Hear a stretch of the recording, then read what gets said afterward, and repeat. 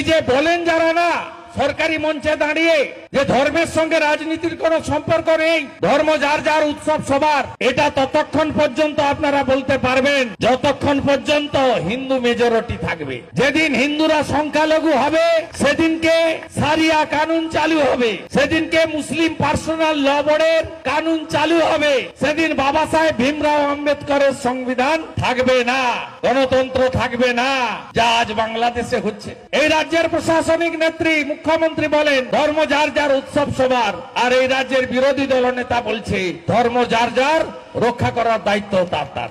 বাংলাদেশ থেকে যে হিন্দু অত্যাচারিত হয়ে আসবেন বাড়িতে রাখবেন, মোটা কাপড় ডাল ভাত দেবেন, আমাদের খবর দেবেন, আমরা হিন্দুদের জন্য আছি, হিন্দুদের পাশে দাঁড়াবো এবং এই বাংলায় হিন্দু রাজ কায়েম করে যারা জেহাদি উল্টো ঝুলিয়ে সোজা করার দায়িত্ব নেব।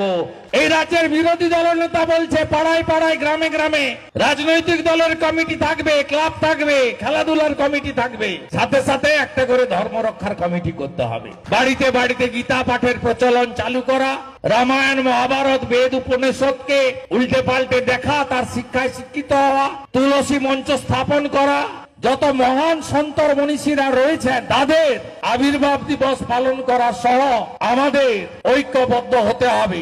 আপনারা কাদের নিয়ে বসবাস করছেন? এই বিষাক্ত সাপ নিয়ে বসবাস করা যায়? আমাদের সঙ্গে কোন ভারতীয়দের গোলমাল নেই, শুনে রাখুন। আমরা স্বামী বিবেকানন্দের শিষ্য।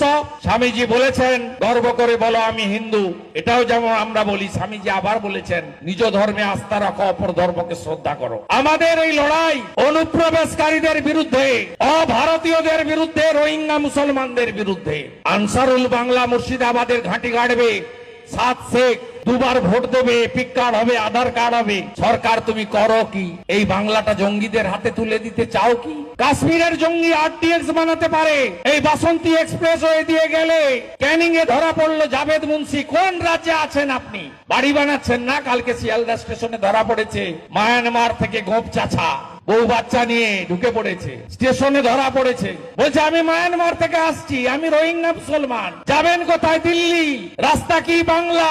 এই রাজ্য হয়ে গেছে জঙ্গি আর রোহিঙ্গাদের সাপ্লাই লাইন। এরপরেও ঘুমাবেন? যারা সনাতনী আমি জানি তারা সংযম ব্রত পালন করেন, তাদের মধ্যে হিংসা নেই, ঘৃণা নেই। একটা পাথর ছুঁড়ে যদি আপনাকে কেউ মারেন, আপনি পাল্টা পাথর ছুঁড়ে মারতে পারবেন না, আপনি হাতটা মাথায় চেপে বসে পড়বেন বা রক্ত নিয়ে সরে যাবেন। এটা সনাতনকে তৈরি করেছে এইভাবে আমাদেরকে। আমাদের মধ্যে এই জিনিস নেই, কিন্তু আমাদের দেশ আপনি অস্বীকার করতে পারেন। দ্বিজাতি তত্ত্বে ভারত ভাগ হয়েছিল 1947-এ, মুসলমানদের জন্য পাকিস্তান আর হিন্দুদের জন্য হিন্দুস্তান ভারতবর্ষ।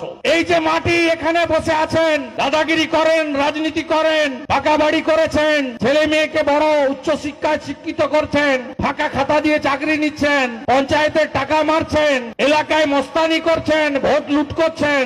এগুলো কিছুই করতে পারতেন না যদি ডক্টর শ্যামা প্রসাদ মুখার্জি 1947-এর 20 জুন পশ্চিমবঙ্গের বিধানসভা সেদিনকার আইনসভায় 58 জন হিন্দু ভোট দিয়েছিলেন যে আমরা ভারতে থাকবো। অস্বীকার করি না, বামপন্থী জ্যোতি বসুও ভোট দিয়েছিলেন ডক্টর শ্যামা প্রসাদ মুখার্জির সাথে। আর 21 জন মুসলমান আইনসভার সদস্য ভোট দিয়েছিলেন যে না, আমরা পূর্ব পাকিস্তানে যাব। এটা তো বাঙালি হিন্দুদের হোমল্যান্ড। এই হোমল্যান্ড আজ বিপন্ন। এই হোমল্যান্ড আজকে আমাদের হাতছাড়া হতে যাচ্ছে। 23 সাল বলবো না, 24 সাল দুর্গাপূজা ফালাকাটা মণ্ডপে ঢুকে বলছে শাঁখ বাজানো, উলুধ্বনি ঢাক বাজানো যাবে না। গার্ডেন রিচ বলছে এটা আমার এলাকা, মাইক বাজবে না, গীতা পাঠ হবে না, চণ্ডী পাঠ হবে না, গায়ত্রী মন্ত্র হবে না, মাইক বন্ধ করো। আপনাদের বিরোধী দলনেতা ওদের বুকের উপরে দাঁড়িয়ে আরতি করে এসেছে, গার্ডেন রিচে দাঁড়িয়ে মণ্ডপের মধ্যে।